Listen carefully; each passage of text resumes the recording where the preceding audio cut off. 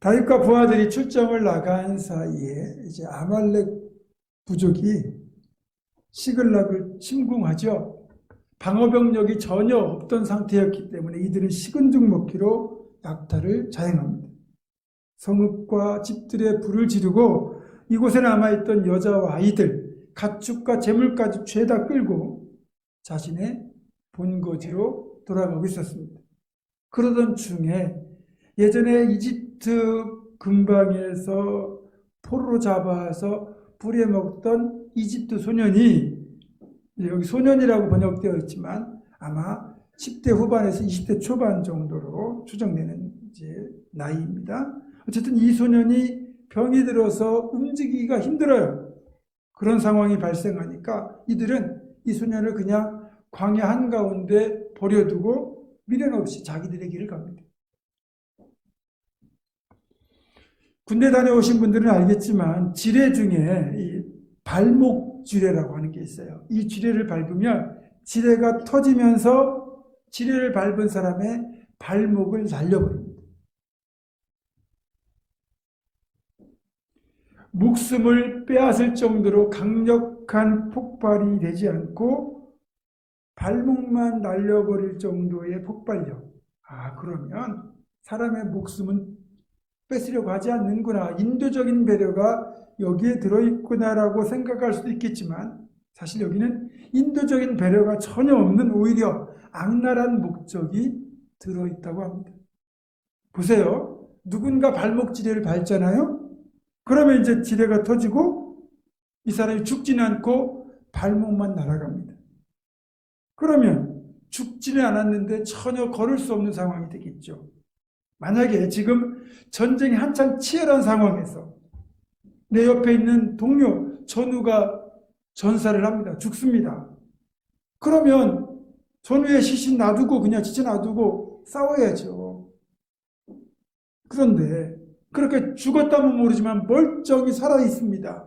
발목만 날아갔습니다. 그러면 어떻게 외면합니까? 데려가서 어떻게든 치료해서 살려야 되지 않겠습니까? 그러면 이 사람을 데려가려면 그 부대원 동료 두 사람이 양쪽에서 이 사람의 어깨를 부축해서 이동해야 됩니다. 결국 이 발목지뢰 하나로 한 사람만 다치는 것으로 끝나지 않고 한꺼번에 세 사람의 전투력을 빼앗는 결과를 얻을 수 있습니다. 전쟁터에서 부상자는 사망자보다 오히려 전투력을 더 갉아먹는 결과를 가져오거든요. 발목지뢰는 그런 효과를 노리고 만든 비인도적인 무기입니다. 여러분, 이것을 염두에 두고 한번 본문의 상황을 한번 생각해 보세요. 이건 지금 질병에 걸린 이집트 소년도 크게 다르지 않습니다. 병이 들어서 움직일 수가 없게 된 이 이집트 소년을 돌보려면 시간도 지체되고 필요 이상으로 에너지를 빼앗깁니다. 그러니까 아말렉 부족은 이 소년을 미련 없이 광야 한복판에 그냥 버려두고 갑니다. 이걸 보면 아말렉 사람들에게 있어서 이 이집트 소년, 특히 병든 이집트 소년은 사용하다가 망가져버린 물건, 쓸모가 없게 된 물건 그 이상, 그 이하도 아니라는 겁니다. 사람을 물건처럼 보니까 병들어서 움직이지 못하는 상태는 곧 쓸모가 없어진 망가진 물건이 된 것이고 이제는 오히려 거추장스럽게 된 것이니까 그들은 이집트 소년을 미련 없이 버려두고 자기들의 길을 갑니다. 그렇게 비정하게 광야 한복판에 버려진 이집트 소년은 이제 죽을 시간만을 기다리고 있었습니다. 아픔과 굶주림 속에서 그렇게 죽기만을 기다리고 있는 상황이죠. 그런데 아말렉 사람들의 이 비정한 행위가 상황을 급반전시켰습니다. 아말렉을 급히 추격하고 있던 다윗 일행의 눈에 광야에 병들어 버려진 이집트 소년이 들어온 겁니다. 물론 지금 다윗 일행 입장에서도 누군가를 돌보아줄 시간적 여유가 없습니다. 추격하기가 한시가 급하거든요. 하지만 다윗 일행은 죽어가는 이 사람을 외면할 수가 없어서 긍휼을 베풀었습니다. 우선 그들에게 자신들의 소중한 물과 양식을 나누어 줍니다. 그걸 먹고 마시게 해요. 비로소 정신을 차린 이 이집트 소년에게 다윗이 묻습니다. 넌 도대체 누구고 어디에서 왔느냐? 그가 대답하죠. 저는 이집트 소년으로서 아말렉 사람의 종입니다. 사흘 전에 병이 들었다고 주인이 나를 버렸습니다. 우리가 그렛 남방과 유다 지방, 갈렙 남방을 약탈하고 마지막으로 시글락을 약탈한 뒤 그곳을 불사르고 돌아가던 중이었습니다. 여러분 놀랍지 않습니까? 이 소년의 입에서 시글락을 탈취했다는 말이 나옵니다. 다윗 일행은 이 이집트 소년이 아말렉 사람의 종이라는 사실을 전혀 모르고 도와주었습니다. 그냥 불쌍해서 친절을 베푼 것입니다. 그런데 놀랍게도 이 소년이 아말렉 사람들의 근거지를 알려줄 결정적인 제보자였다는 거죠. 다윗은 이 이집트 소년을 보호해주겠다는 약속을 한 뒤에 기운을 차린 그를 앞세워서 아말렉의 본거지를 손쉽게 찾을 수 있었습니다. 한편 아말렉 부족은 약탈에 성공하고 무사히 자신들의 본거지로 돌아왔다는 것과 자신들이 이번 출정에서 얻은 넉넉한 탈취문에 만족해서 거나하게 잔치를 베풀고 그리고 술을 마시고 먹고 즐기고 춤추느라 정신이 없었습니다. 그리고 새벽녘이 되어서야 비로소 잠이 들었습니다. 이 이집트 소년을 앞세워서 이 아말렉 부족의 근거지를 찾아낸 다윗 일행은 그들이 그렇게 새벽녘에 잠이 들 때까지 기다렸다가 이들을 기습했고 결국 낙타를 타고 도망친 400명을 제하고는 모조리 다윗의 일행에 의하여 괴멸되고 말았습니다.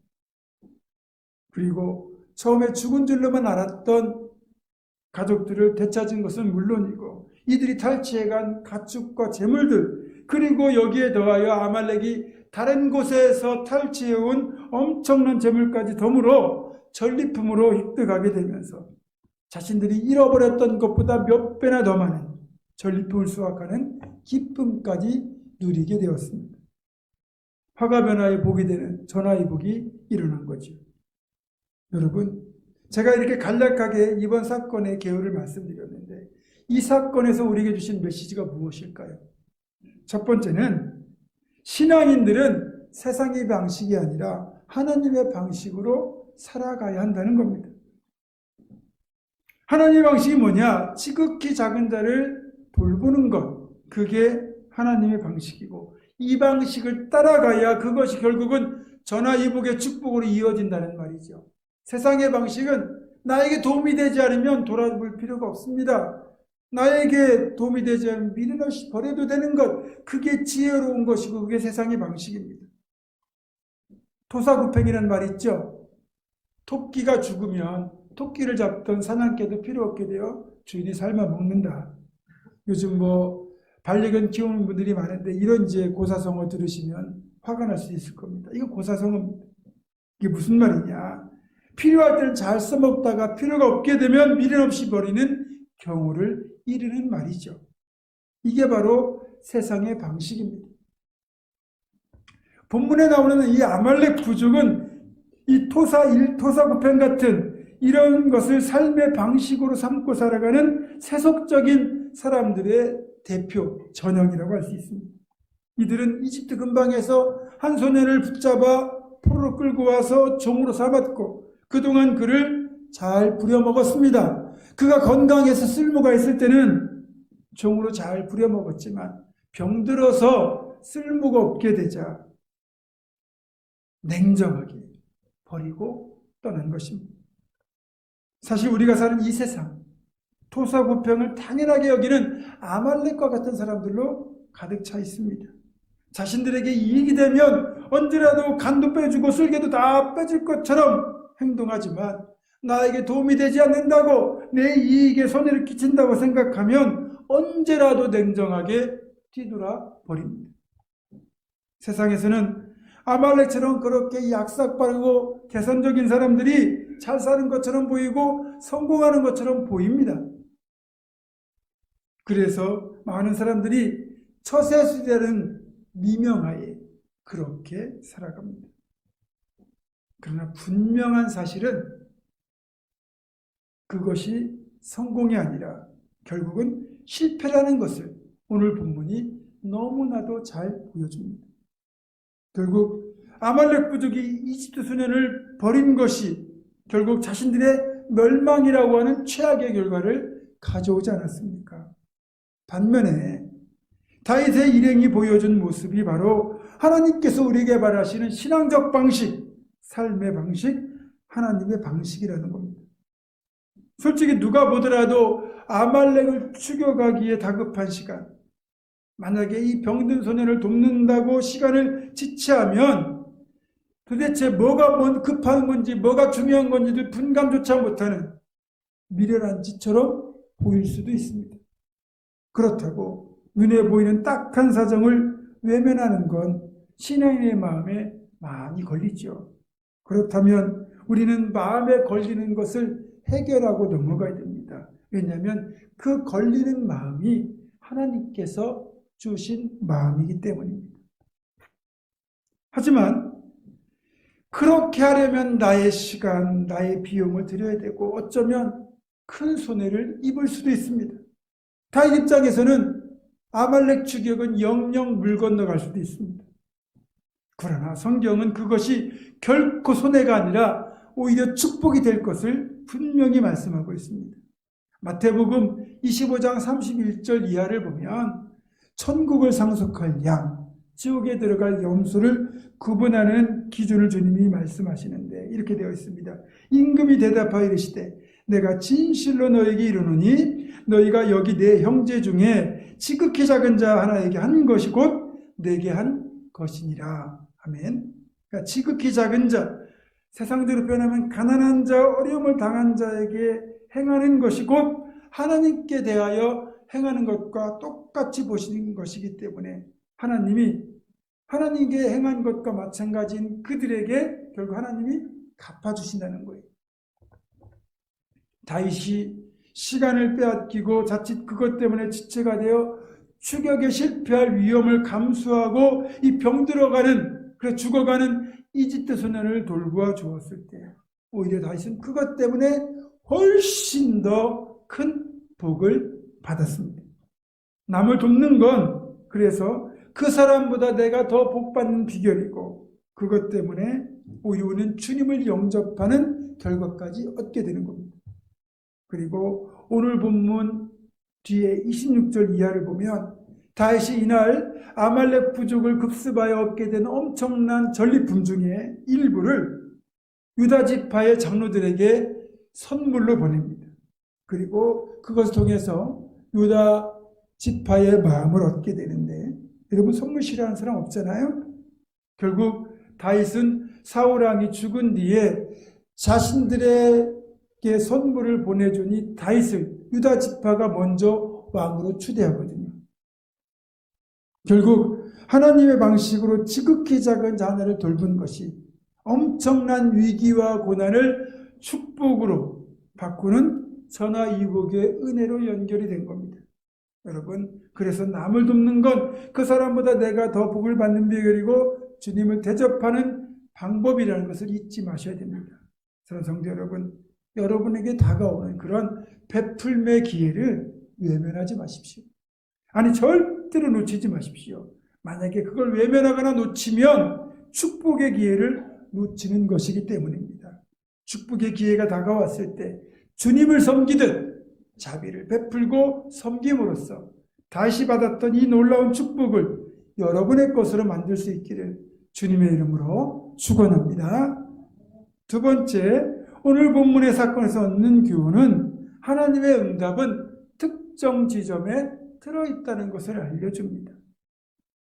사소한 것 속에 하나님이 응답의 열쇠를 감춰놓으셨다는 거예요.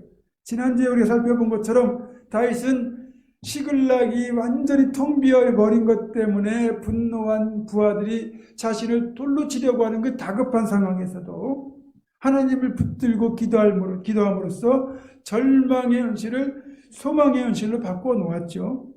지금이라도 추격하면 아말렉을 따라잡고 잃은 모든 것을 도로 찾을 것이라는 하나님의 응답이 다윗과 모든 부하들에게 주어졌습니다.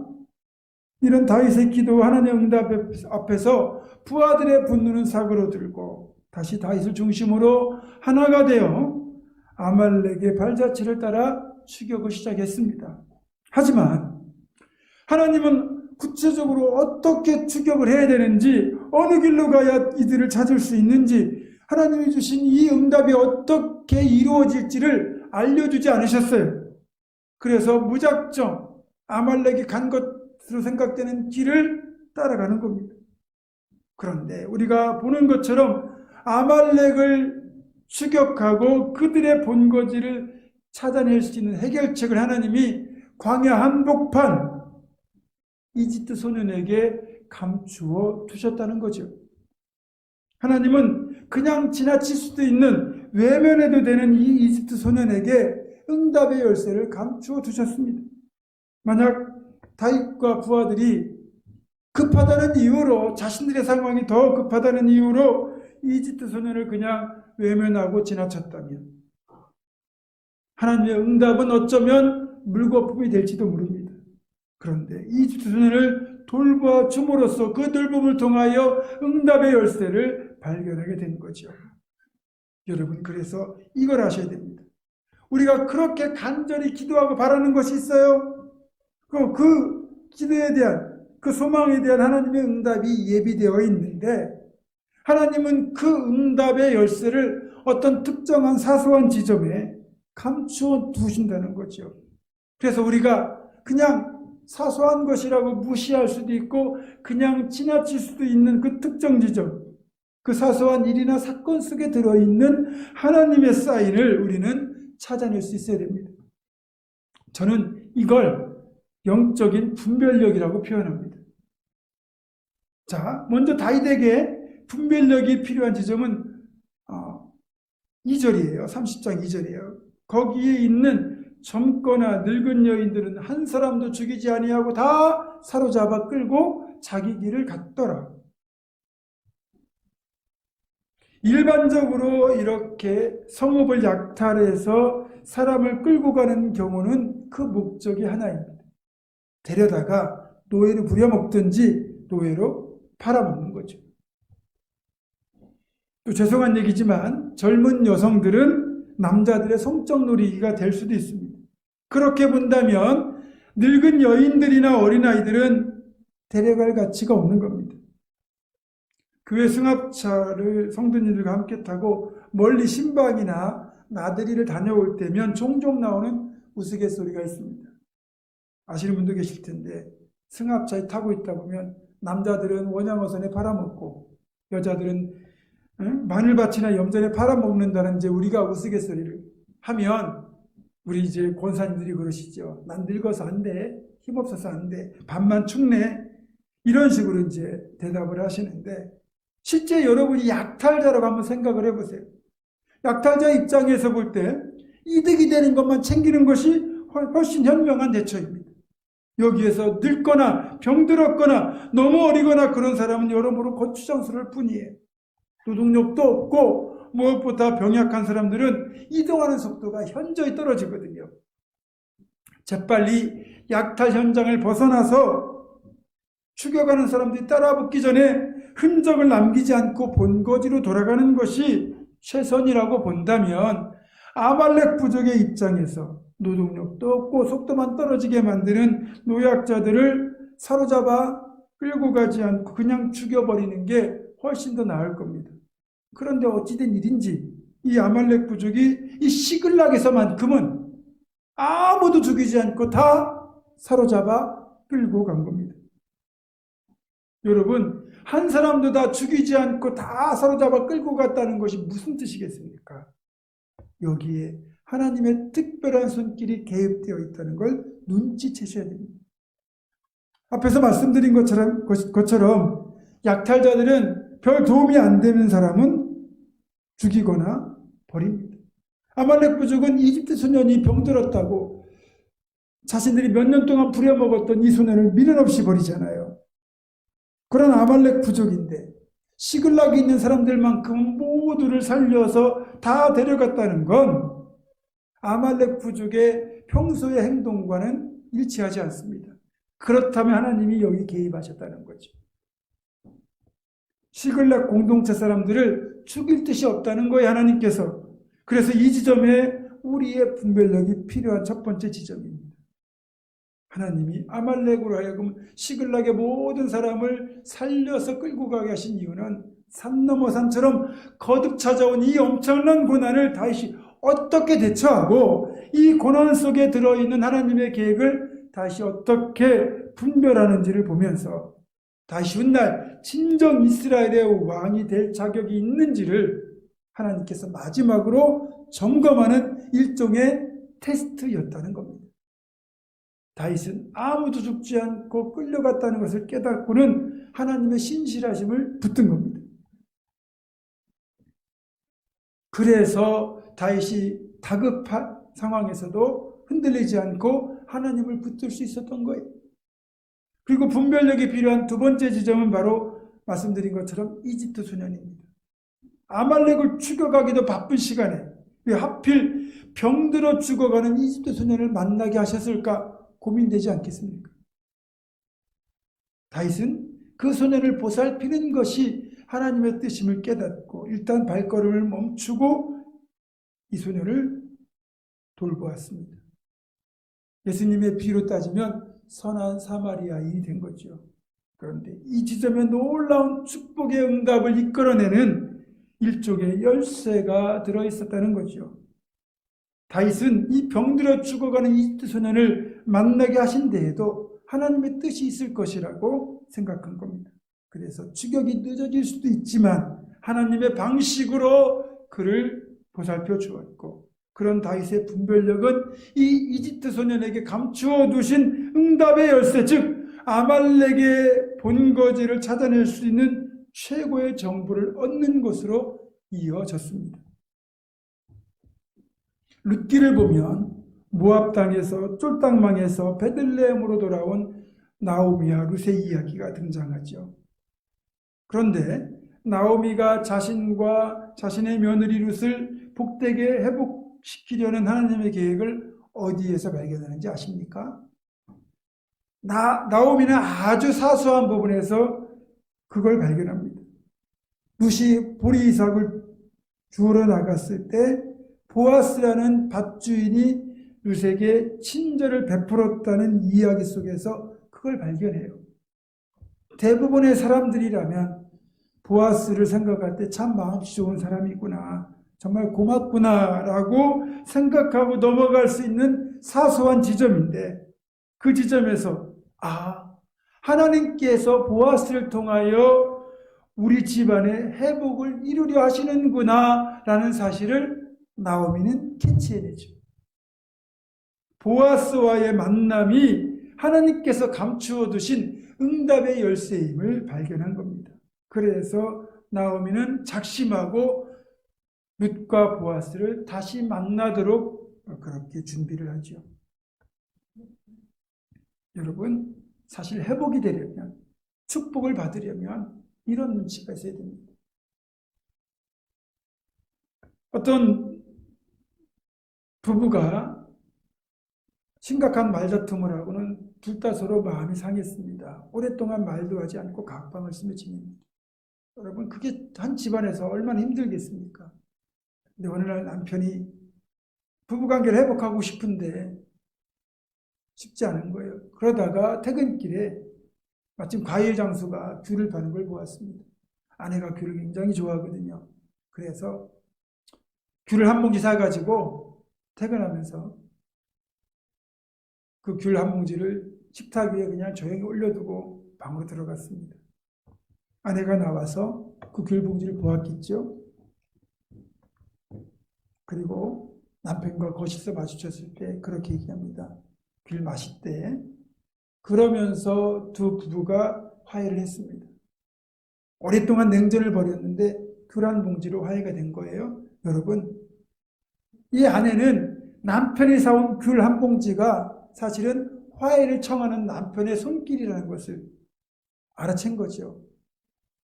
젖혀먹으려고 귤만 사왔나 보다 하면 회복이 안 되는 거예요. 이 남자가 부부관계, 우리 부부싸움한 거에 회복하려고, 화해하려고 이거 사왔구나. 그러면서 아내도 멋쩍게 말 던지는 거죠. 자신이 그 귤을 먹고 화해할 마음이 있다고, 그 귤 맛있더라 라고 얘기하는 거죠. 여러분, 사람과의 관계도 그렇고 특별히 하나님께서 예비하신 회복과 축복의 응답은 여러분 사소한 지점에 들어있는데 그걸 눈치채야 돼요. 그런 하나님의 계획을 눈치채지 못하고 당장의 어떤 그런 이익이나 사정 때문에 하나님이 감추어 두신 응답의 그 열쇠를 발견하지 못하면 축복도 회복도 날아가는 겁니다. 여러분, 이제 연말이 되면 목회자들은 많이 고민을 해요. 구역장을 세우고 또 부서장들을 세우고 기관장들 세우고 이런저런 사역들을 여러분들에게 부탁해야 되는데 연말 되면 어김없이 찾아오는 단골 레퍼토리 있잖아요. 목사님 저 내년에 빼주세요. 여러분, 어쩌면 그 사역이 여러분을 복주시려고 하나님이 감추어 두신 응답의 열쇠가 들어있는 지점인지도 몰라요. 만약에 그냥 여러분이 바쁘다는 이유로 몸이 좀 힘들다는 이유로 여러 가지 상황 때문에 못하겠다고 그걸 거절하면 어쩌면 축복은 날아갈지도 모릅니다. 그리고 그런 사람 있잖아요. 눈치 빠른 사람이요. 신앙생활도 복되게 잘하더라고요. 내가 불순종하고 잘못 살았더니 하나님이 싫어하시는구나. 내가 순종하고 말씀대로 살려고 하니까 하나님이 기뻐하시는구나. 그걸 눈치채잖아요. 그래서 그 눈치 빠른 사람은 그 하나님의 뜻을 따라 살려고 결단하고 실천하다 보니까 결국 고난도 통과하고 하나님이 예비하신 복의 자리까지 이르게 되는 겁니다. 자, 그럼 마지막으로 이런 분별력, 하나님이 사소한 지점에 감추어 두신 그 응답의 열쇠를 찾아낼 수 있는 그런 분별력, 그런 지혜는 어떻게 해야 가질 수 있을까요? 야고보 사도는 그런 우리에게 이렇게 권면합니다. 1장 5절입니다. 너희 중에 누구든지 지혜, 즉 분별력이 부족하거든 모든 사람에게 후히 주시고 꾸짖지 아니하시는 하나님께 구하라. 그리하면 주시리라. 아멘. 여러분, 우리에게는 지혜가 필요합니다.